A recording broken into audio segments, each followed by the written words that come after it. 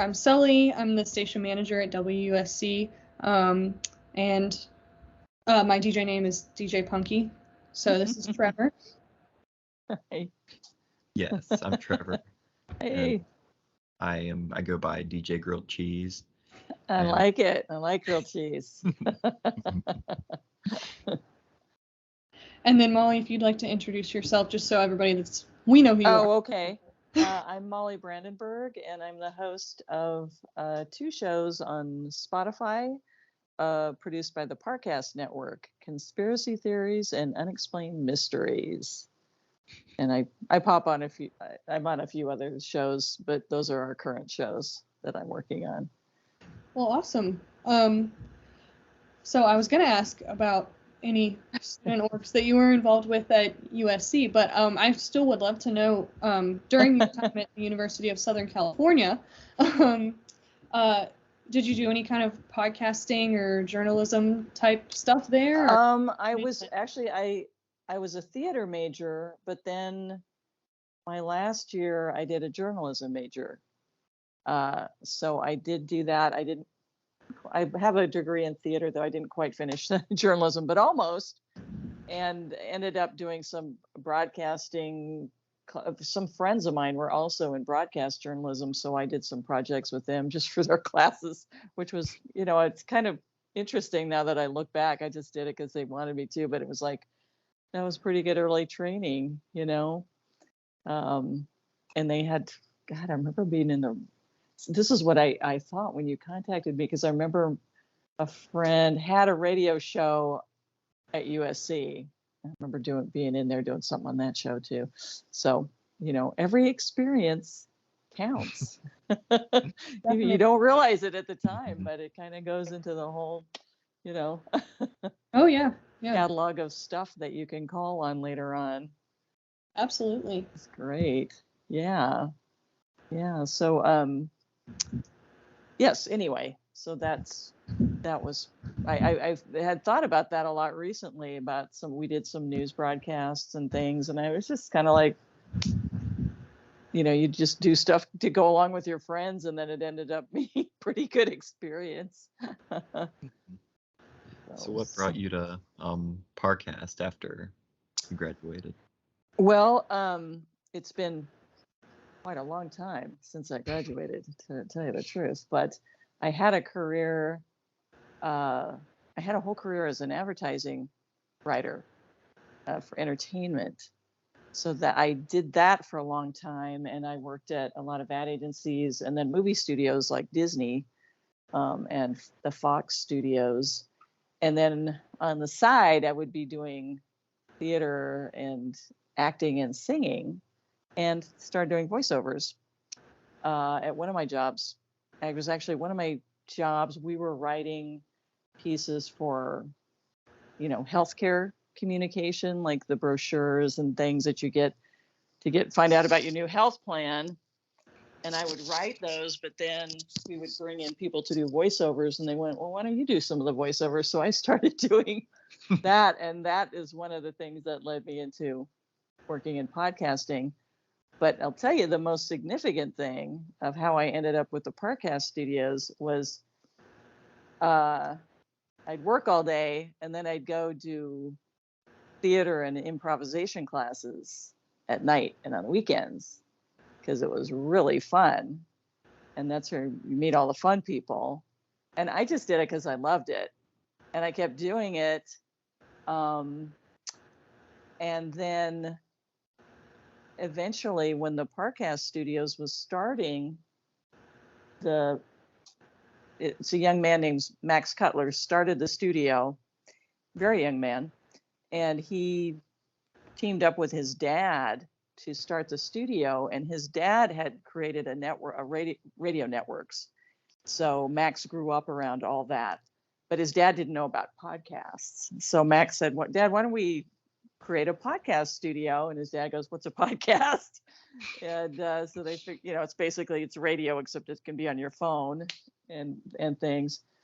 And so they went, okay, let's figure this out. Let's figure out how we can make a bunch of podcasts efficiently. So they go, well, let's get some people to write scripts, let's get some of the sound designers that we know, sound engineers, and then we'll need somebody. Need people to do voices, and they knew an actress named Wendy McKenzie because she had worked with Ron Cutler, Max's dad, at radio, and they brought in Wendy and went, well, she's great. And they said, Wendy, do you know a couple other people? So she brought in Vanessa and Carter and Greg, who were all in the Parcast network. And they started doing some shows, and that went really well. And then they said, who else do you guys know? It was just funny. They didn't want to do auditions, and they didn't want to talk to agents and stuff. They wanted people that were all friends with each other. So there's this core group of us, and we've been friends for years and before we worked together. So for you students out there, keep your friends.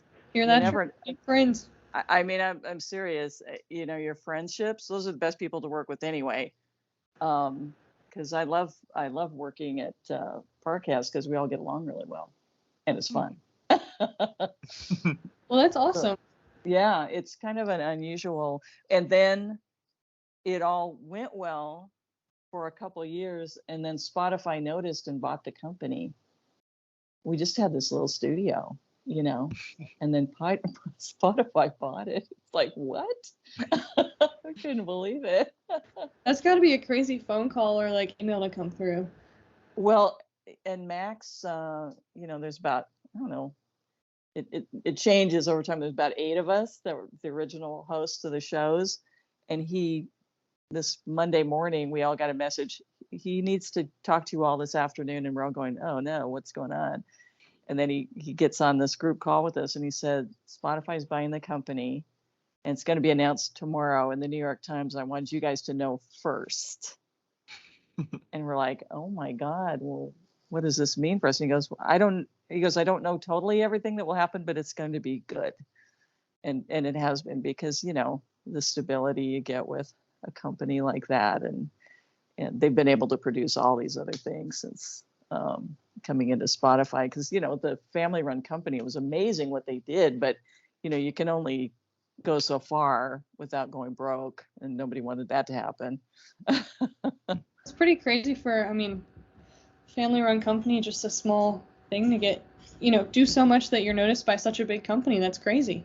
I know. Well, you know, he had Max really has a vision, and, you know, kind of knew how to do it, and knew what people to put together to just figure out the logistics of making this happen was amazing. And then, but, you know, there's also the element too of, like, I think people really know when somebody has a really good idea, other people just gravitate to it. And that is a big part of what happened as well, because first few years, everybody just, you know, held on through a few ups and downs. It was pretty steady considering, but still, you know, when something's a startup, there's ups and downs, and everybody believed in the idea of it. So we all helped keep it going because we wanted it to really last. So it's been pretty amazing, you know. But but seriously, I mean, if you keep doing something because you just love doing it, it's always worthwhile. But you never know what's going to happen. I mean, sometimes it can become your livelihood, even if you didn't think it would. Yeah, that's really cool. Yeah. I mean, I thought I'd always be an advertising writer until I wasn't anymore. You know, you can plan so far, and then you kind of have to just give it up to the way things flow and serendipity as well. Absolutely. Do you have a personal favorite podcast that you like to listen to? Oh, you know, I have quite a few. I like to listen to a lot of them. I mean, I listen to the New York Times Daily. I listen to that a lot. I really like Fresh Air, the interview show with Terry. It's really good. You know, some of those shows were NPR shows before I liked them, and then now. oh gosh, I'm listening to one right now called The Opportunist. I think is done really well. They follow some people that committed fraud. I love those stories where people that you'd think no one could ever believe these crazy stories, and they do. People that give $1 million to their bookkeeper and then they never see the money again, that kind of thing. One that's really interesting. It's pretty dark, so I can't listen to it all the time, but it's Swindled. Have you ever heard that one? I don't think so. It's really good. I mean, it's just that I don't know. I have to think something must have been going on with me during the pandemic, because the first year of the pandemic, I listened to every single episode, and now I can't listen to it all because it gets pretty dark. But this one guy just does it all, and he's really, and he delivers the story in the most monotone voice you've ever heard. Listen to a second of it, you'd think this would never work. But he puts the stories together so well, and they're so interesting. But it's all about fraud. I don't know. There's so many good stories about. And I like the one about. There's this woman in New York. I think they just made like a Netflix show about her. I think it was called Fake Heiress, something like that. And God, I can't remember her name, but anyway, she was this woman.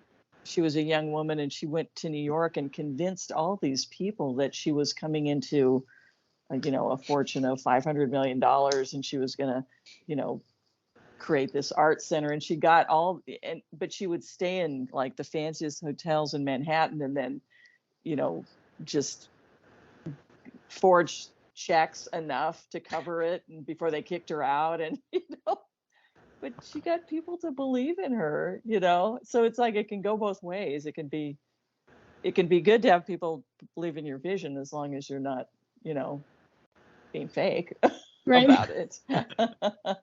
But sometimes I always like This American Life.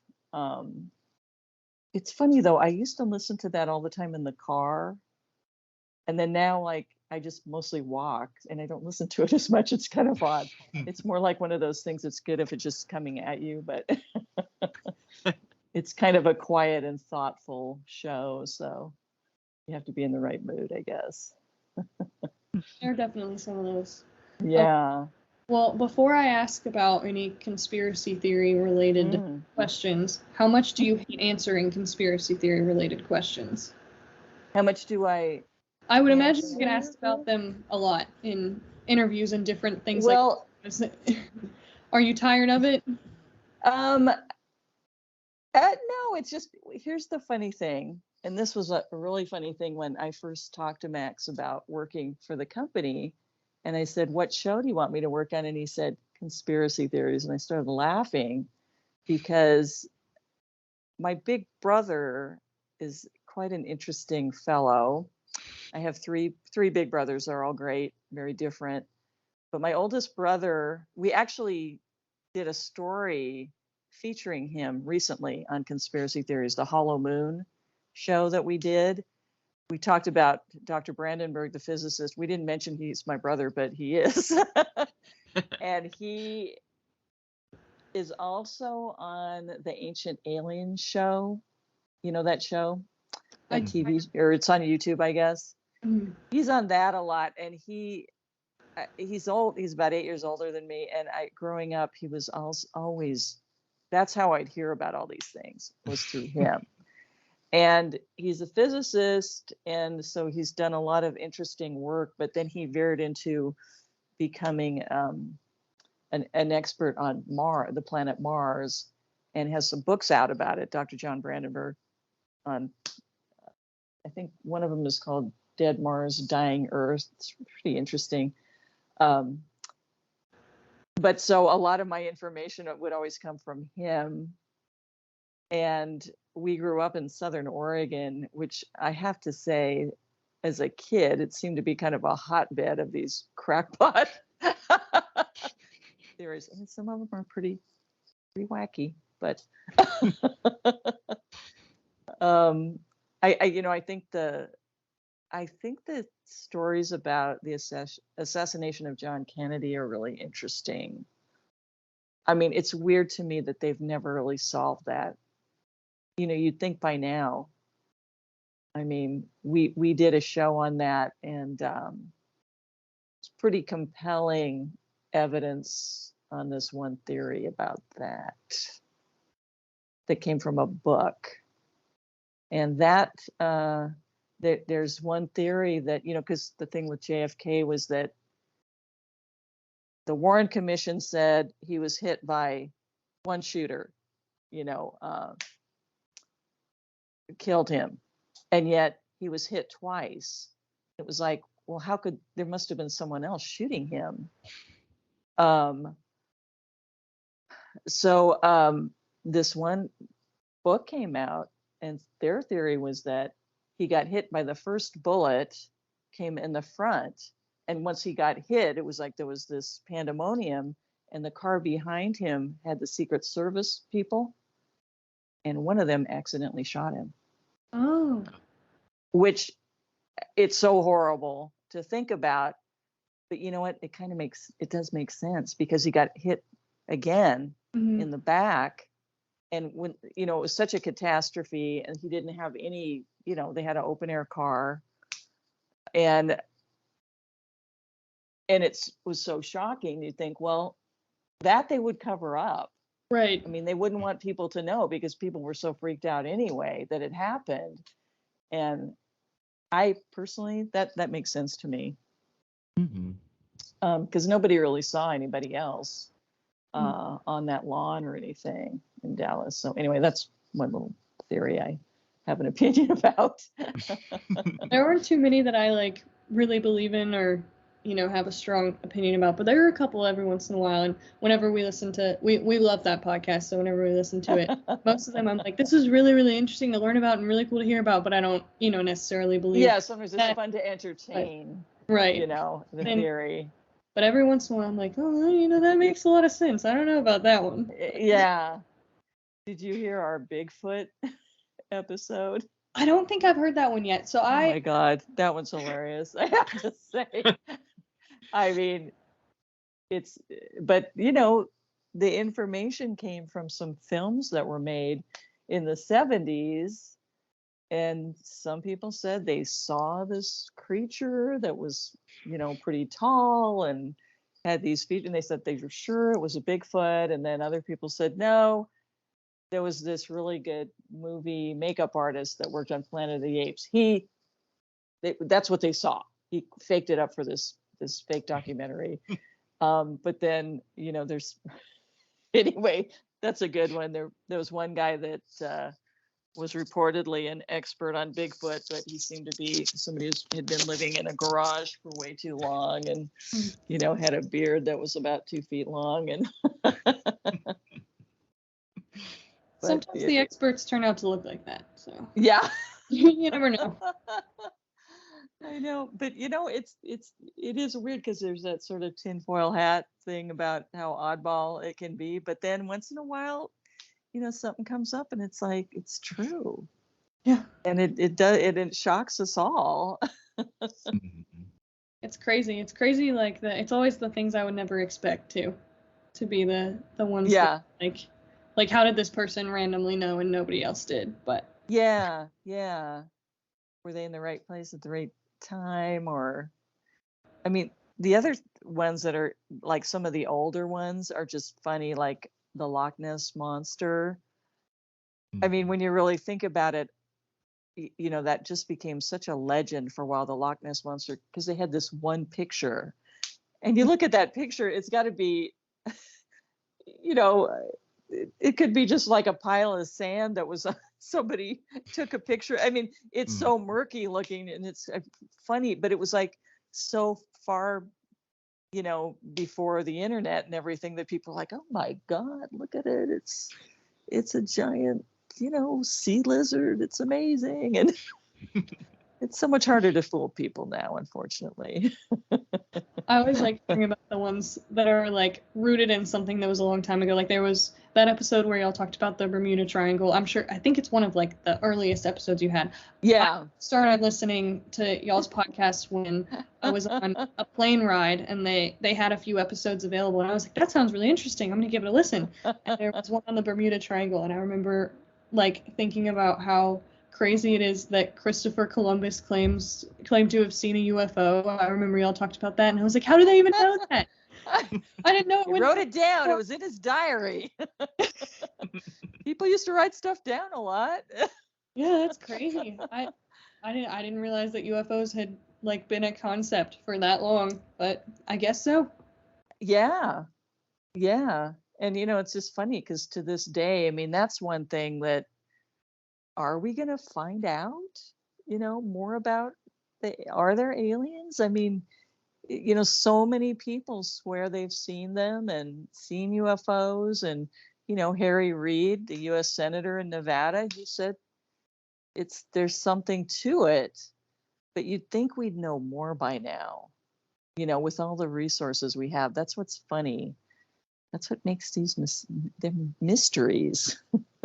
And it's like folk tales kind of combine with, fascinating occurrences that we can't explain. And as soon as you put those together, and it just becomes a mesmerizing story that we can't let go of, like Bigfoot or whatever. It does. But, it's always so intriguing just to hear about it. Even if I'm like I'll start an episode, I'll be like, I don't believe this one bit, but I'm like intently listening to the whole episode because it's just so interesting. Well, the other a big theme that has run through that show the whole time too is, our government.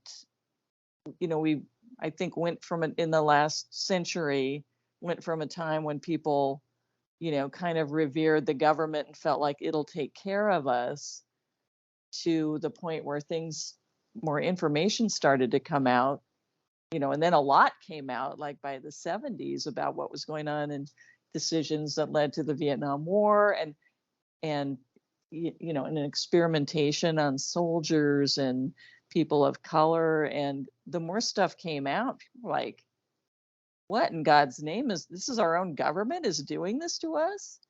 And that, I think the way that turned in our culture has created a big source of intrigue, because, these days, I mean, people aren't that ready to sign up and say, oh yeah, everybody should just go fight in a war, because people get killed and young people get killed, and, enough already after, all these wars we've had.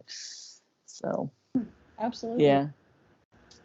yeah, there's just a lot of material out there for storytelling. There is. Trevor, do you want to speak to your favorite? I don't even know if you would call it a conspiracy theory, but he talks about it all the time. That is true.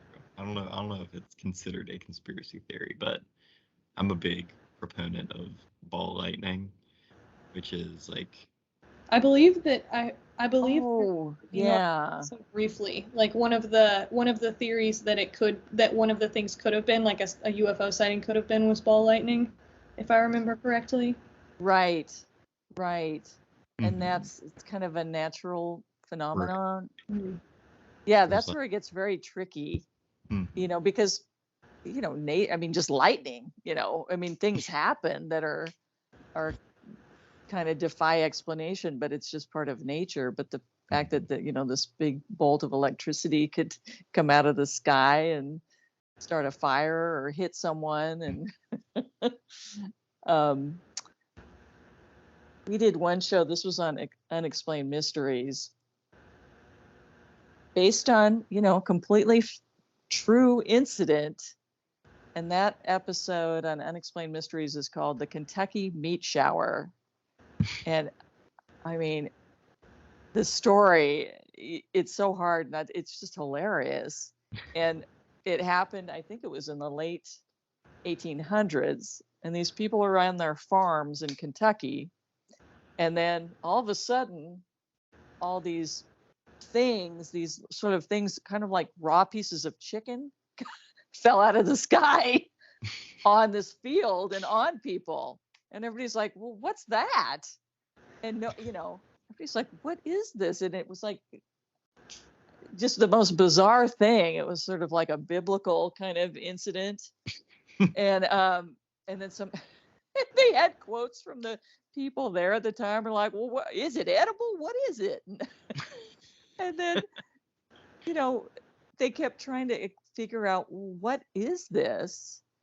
And there was this theory, that theory, and I think what they pretty much figured out it was there were flocks of, I think it was vultures, would fly over.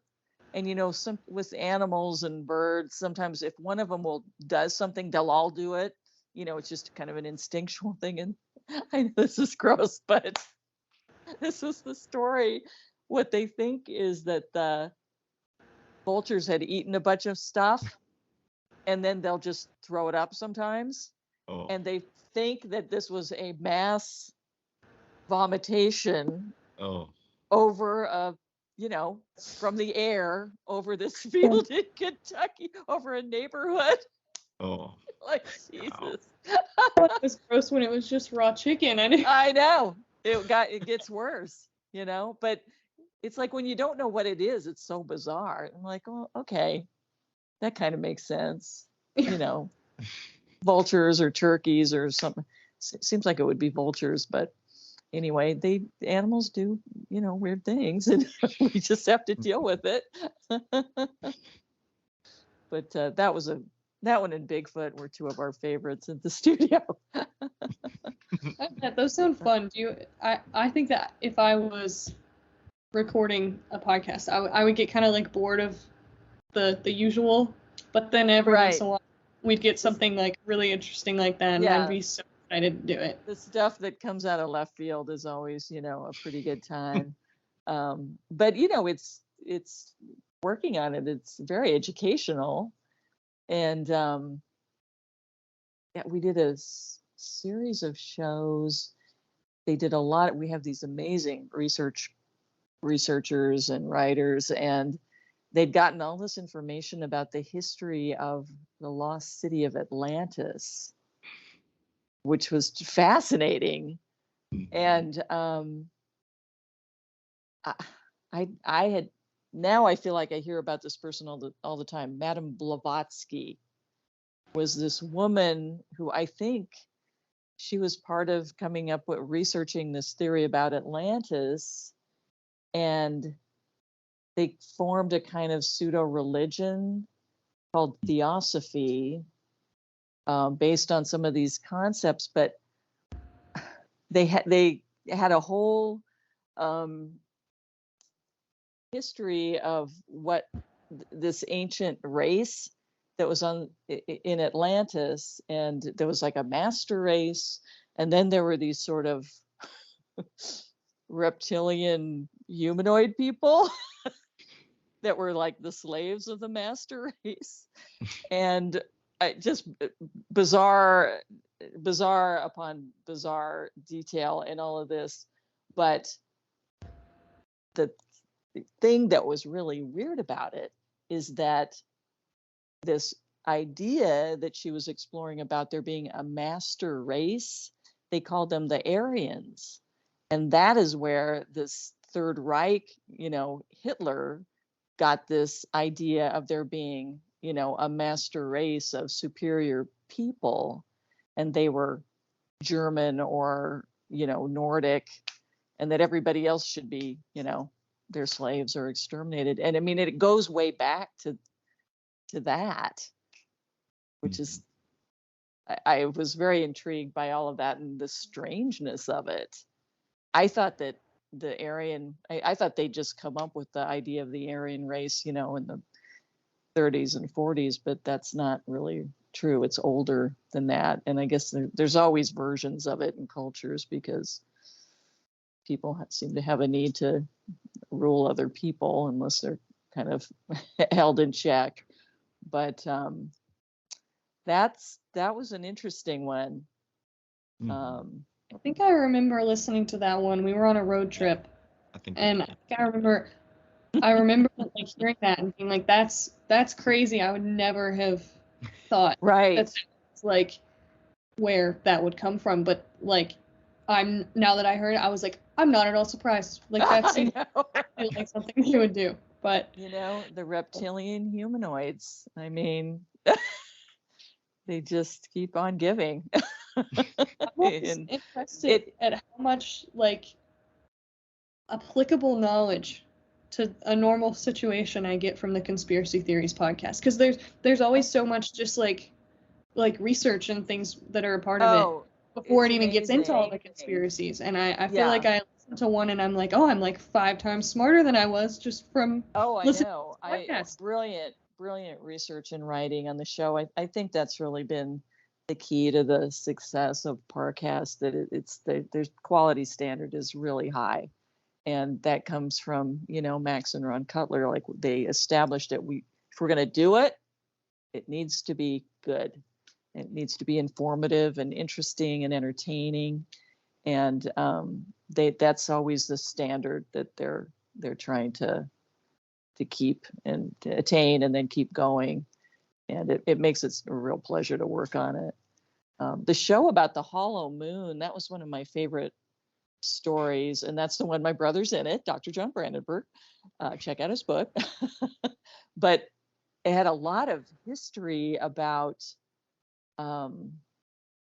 ancient cultures and their feelings about the moon and worshiping the moon, and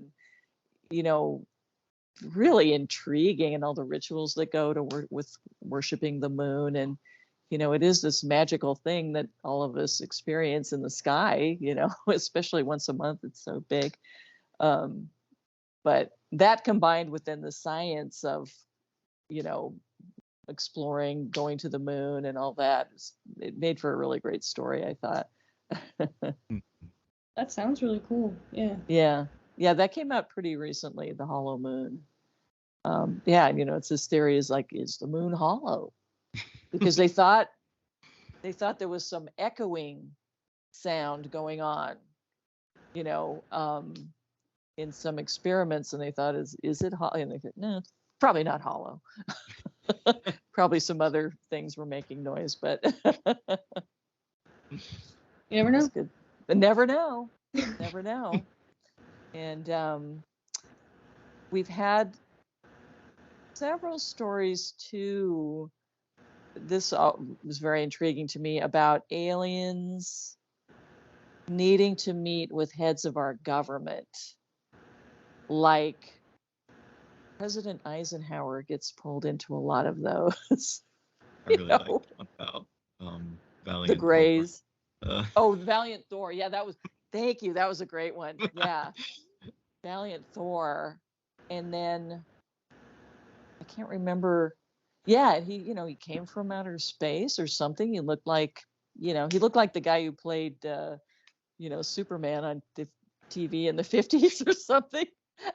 He comes, he does incredible things, and then he goes back to outer space or wherever.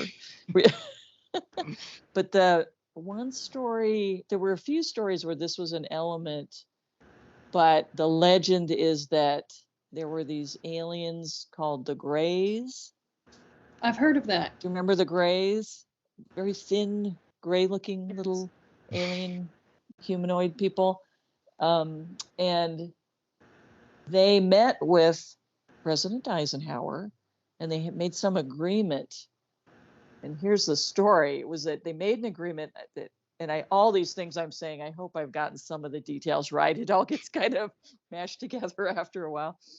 But they met, and the aliens were concerned about the U.S. becoming involved in nuclear war, and the danger. And it was very, I found it very touching, this story. And the aliens were trying to tell the president, this is a story, I'm not saying it's true, it's a story, that the nuclear testing, like during the Manhattan Project, had been so terrible, it was so powerful and so destructive that it tore a hole in the time-space continuum.